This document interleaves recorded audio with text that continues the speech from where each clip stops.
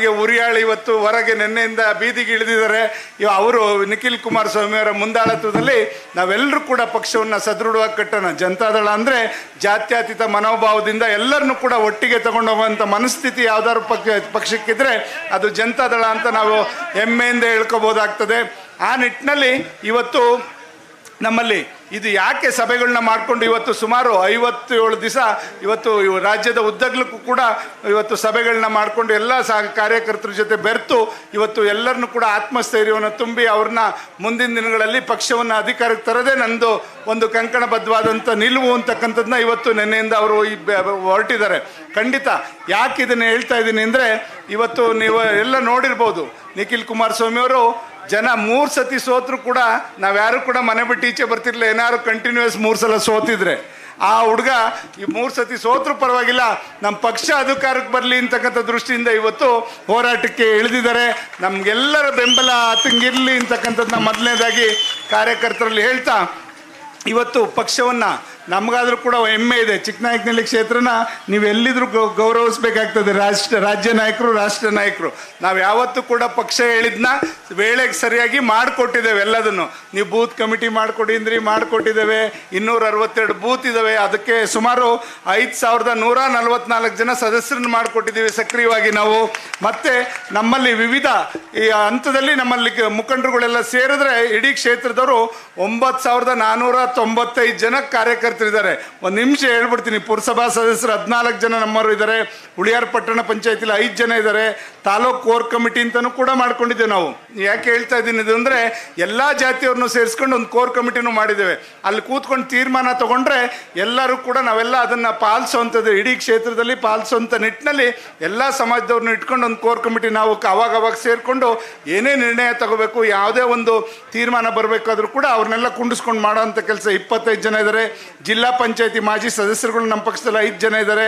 ತಾಲೂಕ್ ಪಂಚಾಯತಿ ಸದಸ್ಯರುಗಳು ಮಾಜಿ ನಮ್ಮಲ್ಲಿ 25 ಜನ ಇದ್ದಾರೆ. ಈಗ ಪುರಸಭಾ ಸದಸ್ಯರುಗಳು 16 ಇದ್ದಾರೆ. ಗ್ರಾಮ ಪಂಚಾಯತಿ ಸದಸ್ಯರುಗಳು 234 ಜನ ಇದ್ದಾರೆ. ಕಲ್ಪವೃಕ್ಷ ಕೋಆಪರೇಟಿವ್ ಬ್ಯಾಂಕ್ನ ಸದಸ್ಯರುಗಳು 12 ಜನ ಇದ್ದಾರೆ. PLD ಬ್ಯಾಂಕ್ ಸದಸ್ಯರು 11 ಜನ ಇದ್ದಾರೆ. ಪ್ರಾಥಮಿಕ ಕೃಷಿ ಪತ್ತಿನ ಸಹಕಾರ ಸಂಘದ ಸದಸ್ಯರು 124 ಜನ ಇದ್ದಾರೆ. ಕಂಬಳಿ ಸೊಸೈಟಿ ಸದಸ್ಯರು 7 ಇದ್ದಾರೆ. ತಾಲೂಕು ಕ್ಷೇತ್ರ ವ್ಯಾಪ್ತಿಯ 34 ಗ್ರಾಮ ಪಂಚಾಯಿತಿಯ ಅಧ್ಯಕ್ಷರುಗಳು 34 ಜನ ಇದ್ದಾರೆ. ತಾಲೂಕು ಕ್ಷೇತ್ರ ವ್ಯಾಪ್ತಿಯ 34 ಗ್ರಾಮ ಪಂಚಾಯತಿ ಸಮಿತಿ ಸದಸ್ಯರುಗಳು 1315 ಜನ ಇದ್ದಾರೆ. ಮತ್ತು ಯುವ ಜನತಾದಳದ ಪದಾಧಿಕಾರಿಗಳು 53 ಜನ ಇದ್ದಾರೆ. ಜನತಾದಳದ ವಿವಿಧ ಘಟಕಗಳ ಅಧ್ಯಕ್ಷರು 19 ಜನ ಇದ್ದಾರೆ. ಮಹಿಳಾ ಘಟಕದ ಪದಾಧಿಕಾರಿಗಳು 68 ಜನ ಇದ್ದಾರೆ. ಮತ್ತು ತಾಂತ್ರಿಕ ಜನತಾದಳದವರು 38 ಜನ ಇದ್ದಾರೆ.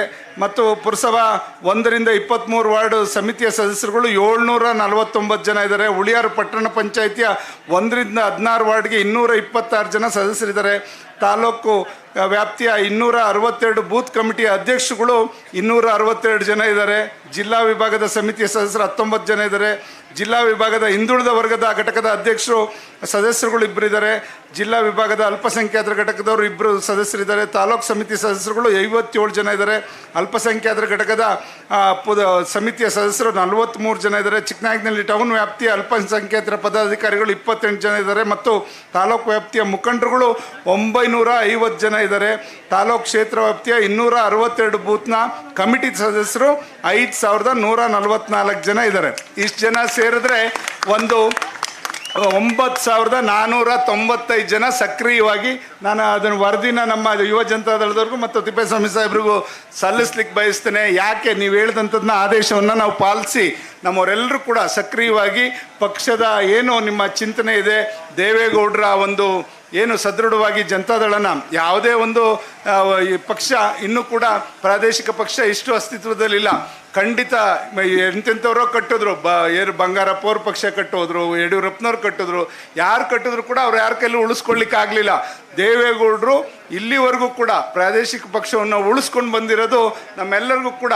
ಪ್ರಾದೇಶಿಕ ಪಕ್ಷ ಇವತ್ತು ರಾಜ್ಯದಲ್ಲಿದ್ದರೆ ಖಂಡಿತ ನಮಗೆ ಆಡಳಿತ ಪಕ್ಷಗಳು ಏನಿರ್ತದೆ, ರಾಷ್ಟ್ರೀಯ ಪಕ್ಷಗಳು ಎಚ್ಚರಿಕೆಯಿಂದ ಕೆಲಸ ಮಾಡಲಿಕ್ಕೆ ಸಾಧ್ಯ ಆಗ್ತದೆ.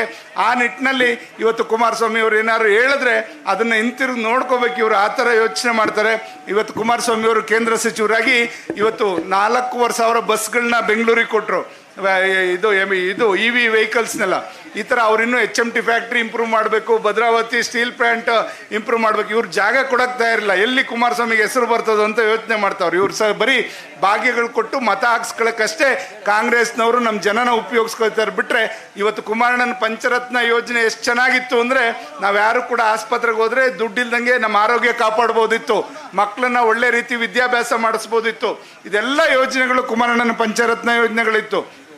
ಆದರೆ ಅದು ಯಾಕೋ ಜನ ಅವತ್ತು ಅದಕ್ಕೆ ತೀರ್ಮಾನನ ದಿಢೀರ್ನ 2000ಕ್ಕೆ ಅಷ್ಟೇ ಯೋಚನೆ ಮಾಡಿದಂಥದ್ದು ನೋಡಿದ್ರೆ ಖಂಡಿತ ಅದು ಇವತ್ತು ಅವ್ರಿಗೆಲ್ಲರಿಗೂ ಕೂಡ ಪಶ್ಚಾತ್ತಾಪ ಆಗ್ತಾ ಇದೆ. ರಾಜ್ಯದ ಎಲ್ಲ ಜನನೂ ಕೂಡ ಈ ಒಂದು ಸರ್ಕಾರ ನಡ್ಕೊಳ್ತಾ ಇರ್ತಕ್ಕಂಥ ರೀತಿ ಇವತ್ತು ಎಲ್ಲ ಬೆಲೆ ಏರಿಕೆನೂ ಕೂಡ ಜಾಸ್ತಿ ಆಗಿದೆ. ಇವತ್ತು ಯಾವುದೇ ಒಂದು ವಸ್ತು ಪದಾರ್ಥಗಳು ತಗೊಳ್ಳಿ ಎಲ್ಲದ್ರದ್ದು ಕೂಡ ಬೆಲೆ ಏರಿಕೆಯನ್ನು ಮಾಡಿರ್ತಕ್ಕಂಥ ಈ ಸರ್ಕಾರ ಬಂದರೆ 2 ಲಕ್ಷ ಕೋಟಿ ಹಣನ ನಾವು ನೀರಾವರಿಗೆ ಇಡ್ತೀವಿ ಅಂದರು, 5 ಪೈಸೆ ದುಡ್ಡು ಇಡೋಕ್ಕಾಗ್ತಾ ಇಲ್ಲ. ನಾನು ಜಯಚಂದ್ರ ಮೊನ್ನೆ ಒಂದು ಮೀಟಿಂಗ್ ಮಾಡಿದ್ವಿ ಅಪ್ಪರ್ ಭದ್ರದ್ದು. ಅಲ್ಲಿ ಬಡ್ಕತ್ತಾರೆ ಅವರು ಅಪ್ಪರ್ ಭದ್ರಾ MD, ಹೋಗೋಣ ನಡ್ರಿ ಸೆಂಟ್ರಲ್ಗೆ ಕುಮಾರಣ್ಣ ಇವ್ರನ್ನ ಸೋಮಣ್ಣವ್ರನ್ನ ಇಟ್ಕೊಂಡು ಏನಾರು ಮಾಡಿ ಅಪ್ಪರ್ ಭದ್ರಾಗೆಲ್ಲ ದುಡ್ಡು ತರೋಣ, ಇಲ್ಲಿ ಕೊಡ್ತಾ ಇಲ್ಲ, ಇದಾದ್ರೆ ಇನ್ನೂ 10 ವರ್ಷ ಅಲ್ಲ 20 ವರ್ಷ ಆದರೂ ಆಗಲ್ಲ ಈ ಯೋಜನೆಗಳು ಅಂತ ಅವ್ರಿಗೆ ಹೋಗರಿತಾ ಇದ್ದಾರೆ. ಇದನ್ನು ನೋಡಿದ್ರೆ ಇವ್ರು ಯಾವ ದುಸ್ಥಿತಿಗೆ ಬಂದಿದೆ ಸರ್ಕಾರ ಅಂತಕ್ಕಂಥದ್ದನ್ನ ನಾವು ಯೋಚನೆ ಮಾಡಬೇಕಾಗ್ತದೆ. ಯಾಕೆಂದರೆ ಇದೆಲ್ಲದನ್ನು ಕೂಡ ಗಮನದಲ್ಲಿ ಇಟ್ಕೊಂಡು ಮತ ಹಾಕಬೇಕಾಗತ್ತೆ. ನಾವು ಮತ ಹಾಕುವ ಸಂದರ್ಭದಲ್ಲಿ ಇವತ್ತು ಪಕ್ಷ ಯಾರಿದ್ರೆ ರೈತರ ಪರವಾಗಿರ್ತದೆ. ಕುಮಾರಸ್ವಾಮಿ ಅವರು ಇದ್ದಾಗ 25,000 ಕೋಟಿ ಇವ್ರು ಯಾರನ್ನೂ ಕೇಳಲಿಲ್ಲ, ಕೇಂದ್ರನೂ ಕೇಳಲಿಲ್ಲ, ಅವತ್ತವರು ಯಾರನ್ನೂ ಕೇಳಲಿಲ್ಲ. ರೈತರಿಗೆ ಮಾತು ಕೊಟ್ಟಿದ್ದೀನಿ 25,000 ಕೋಟಿ. ಅದು ಯಾವುದೇ ಪಕ್ಷ ಆಗ್ಬೋದು, ಯಾವುದೇ ಜಾತಿ ಆಗ್ಬೋದು, ಯಾವುದೇ ಊರಾಗ್ಬೋದು, ಅವ್ನು ನಮಗೆ ಮತ ಹಾಕಿದ್ದಾನೆ ಅವನಿಗೆ ಕೊಡಬೇಕು ಅಂತಲ್ಲ, ಎಲ್ಲ ರೈತರಿಗೂ ಕೂಡ ಒಂದೇ ಅಂತಕ್ಕಂಥ ದೃಷ್ಟಿನಲ್ಲಿ ಸುಮಾರು 25,000 ಕೋಟಿನ ಸಾಲ ಮನ್ನಾ ಮಾಡಿದಂಥ ಕೀರ್ತಿ ಸನ್ಮಾನ್ಯ ಕುಮಾರಣ್ಣಂಗೆ ಸೇರಬೇಕಾಗ್ತದೆ. ಈ ನಿಟ್ಟಿನಲ್ಲಿ ಈ ಚಿಂತನೆಗಳು ಜನತಾದಳದಲ್ಲಿದೆ. ನಮ್ಮನ್ನ ಯಾರನ್ನೂ ಕೂಡ ದಾರಿ ತಪ್ಪು ಹೋಗ್ಲಿಕ್ಕೆ ದೇವೇಗೌಡರು ಬಿಟ್ಟಿಲ್ಲ. ಇನ್ನು ನಮ್ಮನ್ನೆಲ್ಲ ಒಂದು ಉತ್ತಮ ರೀತಿಯಲ್ಲಿ ಜನಗಳ ಸಮಸ್ಯೆಗಳನ್ನ ಆಲಿಸಿ ಜನಗಳ ಜೊತೆ ಇರೋ ರೀತಿಯಲ್ಲಿ ಇವತ್ತು ನಮಗೆಲ್ಲರಿಗೂ ಕೂಡ ಒಂದು ತಾಕೀತು ಮಾಡಿ ನಮಗೆಲ್ಲ ಒಂದು ಗೌರವದ ರೀತಿಯಲ್ಲಿ ನಡ್ಕೊಳ್ಳಿಕ್ಕೆ ಅವಕಾಶ ಮಾಡಿಕೊಟ್ಟಿದ್ದಾರೆ. ಖಂಡಿತ ಅಂಥ ಮುತ್ಸದಿ ರಾಜಕೀಯ ನಾಯಕರು ಇರುವಾಗ ಖಂಡಿತ ಈ ಒಂದು ಪಕ್ಷಕ್ಕೆ ಯಾವತ್ತೂ ಕೂಡ ಸೋಲಿಲ್ಲ. ಇದು ಅನಿವಾರ್ಯ. ಒಂದೊಂದು ಸಂದರ್ಭಗಳಲ್ಲಿ ರಾಜಕೀಯ ಮೇಲು ಕೀಳು ಆಗ್ತಾ ಇರುತ್ತೆ, ಏರುಪೇರು ಆಗ್ತಾ ಇರುತ್ತೆ. ಇದನ್ನು ನಾವು ಖಂಡಿತ ಈ ಮುಂದಿನ ದಿನಗಳಲ್ಲಿ ಈ ಒಂದು ಪಕ್ಷ ಜನತಾದಳ ಮತ್ತು BJP ಎರಡೂ ಒಟ್ಟಿಗೆ ಇವತ್ತು ಅಧಿಕಾರಕ್ಕೆ ಬರೋದ್ರಲ್ಲಿ ಸಂಶಯ ಇಲ್ಲ. ಕುಮಾರಣ್ಣನ ಮತ್ತೊಮ್ಮೆ ನಾವೆಲ್ಲರೂ ಸೇರಿ ಮುಖ್ಯಮಂತ್ರಿಗಳನ್ನ ಮಾಡಿಕೊಂಡ್ರೆ ಈ ರಾಜ್ಯ ಒಂದು ಸುಭಿಕ್ಷವಾಗಿರ್ಲಿಕ್ಕೆ ಸಾಧ್ಯ ಆಗ್ತದೆ. ಆ ನಿಟ್ಟಿನಲ್ಲಿ ಇವತ್ತು ನಾವೆಲ್ಲರೂ ಕೂಡ ಒಂದು ಮನಸ್ಥಿತಿ ದೃಢ ಸಂಕಲ್ಪವನ್ನು ಮಾಡೋಣ. ಇವತ್ತು ಹರ್ಷ ಅವರು ಒಂದು ಬೋಧನೆ ಮಾಡಿದ್ರು. ಖಂಡಿತ ಇವತ್ತು ಪಕ್ಷದ ಸಿದ್ಧಾಂತಗಳು ನಮಗೆ ಹೆಮ್ಮೆ ಇದೆ. ಇಲ್ಲಿ ಈ ಬುಕ್ಕಾಪಟ್ಟಣ ಹೋಬಳಿ ಸನ್ಮಾನ್ಯ ನಿಖಿಲ್ ಕುಮಾರಸ್ವಾಮಿ ಅವರೇ, ಬುಕ್ಕಾಪಟ್ಟಣ ಹೋಬಳಿ ಯಾವತ್ತೂ ಕೂಡ ಜನತಾದಳಕ್ಕೆ ಕೈ ಬಿಟ್ಟಿಲ್ಲ.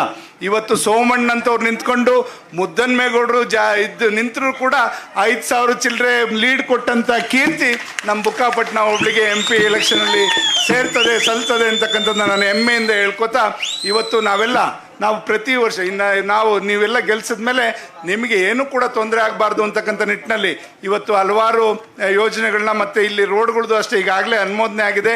25 ಕೋಟಿ ಸ್ಪೆಷಲ್ ಗ್ರಾಂಟ್ ತಂದು ಈ ರಸ್ತೆಗಳನ್ನೆಲ್ಲ ಮಾಡಿಸ್ಲಿಕ್ಕಾಗಿದ್ದೀವಿ. ಇನ್ನೊಂದು ವಾರ 10 ದಿವಸದಲ್ಲಿ ಒಂದು ಪೂಜೆನೂ ಕೂಡ ಮಾಡ್ತೇವೆ ಅಂತಕ್ಕಂಥದ್ದು ಕೂಡ ಇದೊಂದು ಹೊನ್ನೇನಹಳ್ಳಿ ರೋಡೊಂದು ಬುಕ್ಕಾಪಟ್ಟಣದಿಂದ ನಮ್ಮ ಗಡಿ ಭಾಗದವರೆಗೂ ಮತ್ತು ಸಾಕ್ಷಿಹಳ್ಳಿ ರೋಡು 3 ರೋಡು ಮಾಡಿಸೋ ಜವಾಬ್ದಾರಿ ನಂದು ಅಂತಕ್ಕಂಥದ್ದನ್ನ ಈ ಸಂದರ್ಭದಲ್ಲಿ ಹೇಳ್ತಾ ಇವತ್ತು ನಾವು ಎಲ್ಲ ಜಾತಿನಲ್ಲೂ ಕೂಡ ಉಪಜಾತಿಗಳನ್ನ ಹುಡುಕಿ ಅಂಥವ್ರಿಗೆ ಮಂತ್ರಿ ಮಾಡ್ತಿದ್ದವ್ರು ಯಾರು ಇದ್ದರೆ ಅದು ದೇವೇಗೌಡರು. ಕುಂಚಿ ಡಿಗ್ರಿಗೆ ಮಾಡಬೇಕು ಅಂತ ಸತ್ಯನಾರಾಯಣಿಗೆ ಮಾಡೋರು. ಇನ್ನೊಂದಾಯಿತು, ಹಿಂದೆ ಗೊಲ್ಲರಲ್ಲಿ ಯಾರೂ ಇಲ್ಲ ಅಂತ ಅವರು ಮುಖ್ಯಮಂತ್ರಿಗಳಾದಂಥ ಸಂದರ್ಭದಲ್ಲಿ ಯಾರು ಗೊಲ್ಲರಿದ್ದಾರೆ ಅಂತಕ್ಕಂಥದ್ದು ಯೋಚನೆ ಮಾಡಿ ಮುನಿಯಪ್ಪ ಮುದ್ದಪ್ಪ ಅಂತ ಒಬ್ರು ಇದ್ದಾರೆ ಅಂತ ಗೊತ್ತಾದ ತಕ್ಷಣ ಇಮಿಡಿಯೇಟ್ ಕರೆದ ಅಂಥವ್ರನ್ನ ಮಂತ್ರಿ ಮಾಡಿದಂಥವ್ರು ದೇವೇಗೌಡರು. ಬೇಕಾಗ್ತದೆ ಎಲ್ಲ ಜಾತಿಯವ್ರಿಗೂ ಕೂಡ ಜಾತ್ಯತೀತವಾಗಿ ಅಧಿಕಾರ ಕೊಡಿಸ್ತಕ್ಕಂಥದ್ದು ಇದೆಲ್ಲ ನಿಲುವು ಇದ್ದಂಥದ್ದು ಸನ್ಮಾನ್ಯ ದೇವೇಗೌಡರು. ಅಂಥವ್ರ ಗರಡಿನಲ್ಲಿ ನಾವೆಲ್ಲ ಇರ್ತಕ್ಕಂಥವ್ರು ಪುಣ್ಯವಂತರು ಅಂತಕ್ಕಂಥದ್ದನ್ನ ಈ ಸಂದರ್ಭದಲ್ಲಿ ಹೇಳ್ತಾ, ಈ ಸರ್ಕಾರಗಳು ಏನು ಮಾಡ್ತಾವೆ ದೇವೇಗೌಡರನ್ನ ಉಪಯೋಗಿಸ್ಕೊಳ್ಳೋದು ಯಾವಾಗ ಅಂದರೆ ಏನಾದ್ರು ತಮಿಳ್ನಾಡು ಕರ್ನಾಟಕದ ನೀರಿಂದ ಹೋರಾಟ ಬಂದಾಗ ದೇವೇಗೌಡರು ಮಧ್ಯಸ್ಥಿಕೆ ಬೇಕು, ಇಲ್ದಿರ ಅವರಿಗೆ ಗೌರವ ಕೊಡಲ್ಲ. ಇಂಥ ಪರಿಸ್ಥಿತಿ ಇಂಥ ರಾಜಕಾರಣಿಗಳನ್ನ ಇವತ್ತು ನೋಡ್ತಾ ಇದ್ದೇವೆ. ಇವತ್ತು ನೋಡಿದ್ರಿ ಮೊನ್ನೆ ಏನು ಕ್ರಿಕೆಟ್ಗೆ ಇವರೇನೋ ಹೊಡೆದು ಕಪ್ ತಂದುಬಿಟ್ರೆ ಅನ್ನೋ ರೀತಿಯಲ್ಲಿ ಇವ್ರು ನಡ್ಕೊಂಡಂಥ ರೀತಿಲಿ ಅಮಾಯಕ ಯುವಕರನ್ನ 11 ಜನನ ಬಲಿ ತಗೊಂಡು ಈ ಸರ್ಕಾರ ಇವರೇನು ಅದು ಎಂಥದ್ದು ಆ ಬೆಟ್ಟಿಂಗ್ ದಂಧೆಗಿರ್ತಕ್ಕಂಥದ್ದು ಇವರೇ ಕುಮ್ಮಕ್ಕೆ ಕೊಟ್ಟಂಗೆ ಆಗುತ್ತೆ. ಅದನ್ನು ಎಲ್ಲ ಯುವಕರು ಅದರಿಂದ ಹಾಳಾಗ್ತಾ ಇದ್ದಾರೆ. ಎಲ್ಲ ಬೆಟ್ಟಿಂಗ್ ದುಡ್ಡು ಕಟ್ಕೊಂಡು IPLಗೆ ಇದೇನಾದ್ರು ರಾಜ್ಯ ಮಟ್ಟದ ರಾಷ್ಟ್ರ ಮಟ್ಟದ ಕ್ರೀಡೆಯಲ್ಲಿ ಇವ್ರು ಏನಾದ್ರು ಕೂಡ ಇದಕ್ಕೆ ಪ್ರೋತ್ಸಾಹ ನೀಡಿದರೆ ಖಂಡಿತ ಒಪ್ತಾ ಇದ್ವಿ. ಇವ್ರಿಗೆ ಅದರಲ್ಲಿ ಒಂದು ಪೈಸದ್ದು ಇಲ್ಲ, ಕಿಂಚಿತ್ತು ಇಲ್ಲ. ಅವ್ರೇನೋ RCB ತಂಡದವರು, ಸ್ಟೇಡಿಯಂನವ್ರು ಅವ್ರೇನೋ ಕಾರ್ಯಕ್ರಮ ಮಾಡ್ಕೊಳ್ಳೋರು. ಇವ್ರ ಕುಟುಂಬದ ಕಾರ್ಯಕ್ರಮ ಮಾಡೋ ರೀತಿಯಲ್ಲಿ ವಿಧಾನಸೌಧದ ಮುಂದೆ ಯಾವುದೇ DPR ಅನುಮೋದನೆ ಇಲ್ದಂಗೆ, ಇವತ್ತು ಯಾರನ್ನೂ ಪ್ರೋಟೋಕಾಲ್ನ ಮೇಂಟೈನ್ ಮಾಡ್ದಂಗೆ ಅವ್ರ ಕುಟುಂಬದ ಕಾರ್ಯಕ್ರಮ ಮಾಡ್ದಂಗೆ ಮಾಡಕ್ಕೆ ಹೊರಟು ಅಮಾಯಕ 11 ಜನ ಬಲಿ ತಗೊಂಡ್ರಲ್ರಿ. ದಯಮಾಡಿ ಇವ್ರಿಗೆ ನಾಚಿಕೆ ಆಗಬೇಕು ಇಂಥ ರೀತಿಯಲ್ಲಿ ವರ್ತಿಸ್ತಕ್ಕಂಥದ್ದು. ಯಾಕೆ ಇದನ್ನು ಮಾಡೋದು ಅಂದರೆ ನೀವು ಯೋಚನೆ ಮಾಡಬೇಕಾಗ್ತದೆ. ಇವತ್ತು ಯುವ ನಿಧಿ ಅಂತ ಒಂದು ಇವರು ಪಂಚ ಯೋಜನೆಯಲ್ಲಿ ಒಂದು ಯೋಜನೆ ಇಟ್ಟಿದ್ದಾರೆ. ಅದರಲ್ಲಿ ಯುವ ನಿಧಿಯಲ್ಲಿ ಇಡೀ ರಾಜ್ಯದಲ್ಲಿ ಎಷ್ಟು ಜನ ಅದಕ್ಕೆ ನೋಂದಣಿ ಆಗಿದ್ದಾರೆ? 2,80,000 ಜನ ಆಗ್ಯಾರೆ. ಯಾರು ಇವರು ಸ್ವಾಭಿಮಾನಿ ಯುವಕರು, ಇವ್ರು 3,000ಕ್ಕೆ ಯಾರು ಕೂಡ ಕೈ ಚಾಚ್ಕೊಂಡು ನಿಂತಿಲ್ಲ ನಮ್ಮ ರಾಜ್ಯದ ಯುವಕರು.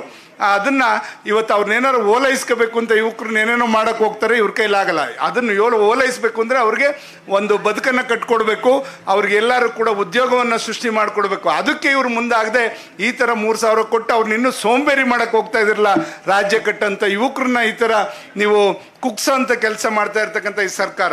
ಖಂಡಿತ ಇದೆಲ್ಲದಕ್ಕೂ ಕೂಡ ನೀವು ಪ್ರತಿ ಉತ್ತರ ಯಾವುದೇ ಚುನಾವಣೆ ಬಂದರೂ ನೀವು ಕೊಟ್ಟರೆ, ಅವ್ರು ಯಾಕೆ ಜಿಲ್ಲಾ ಪಂಚಾಯತಿ, ತಾಲೂಕ್ ಪಂಚಾಯತಿ 2 ವರ್ಷದಿಂದ ಮಾಡ್ತಾ ಇಲ್ಲ ನಿಮಗೆ ಗೊತ್ತಾ?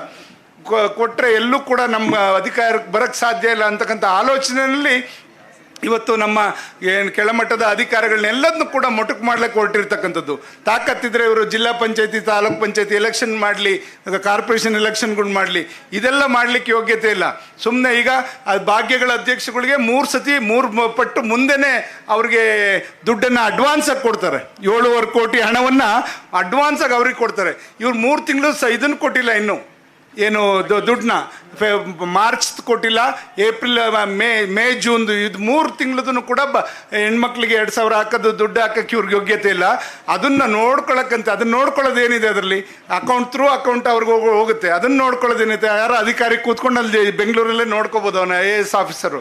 ಅದಕ್ಕೊಂದು ಸಮಿತಿ ಮಾಡಿ ಇವ್ರಿಗೆ ಸಂಬಳಗಳು ಕೊಟ್ಕೊಂಡು ಇವ್ರಿಗೆ ಕಚೇರಿ, ಇವ್ರಿಗೆ ಇದನ್ನು ಮಾಡೋಕ್ಕೆ ಅಡ್ವಾನ್ಸಾಗಿ 3 ತಿಂಗಳು ದುಡ್ಡು ಹಾಕ್ತಾರೆ ಅಂದರೆ ಇವ್ರಿಗೆ ನಾಚಿಕೆ ಆಗಲ್ವಾ?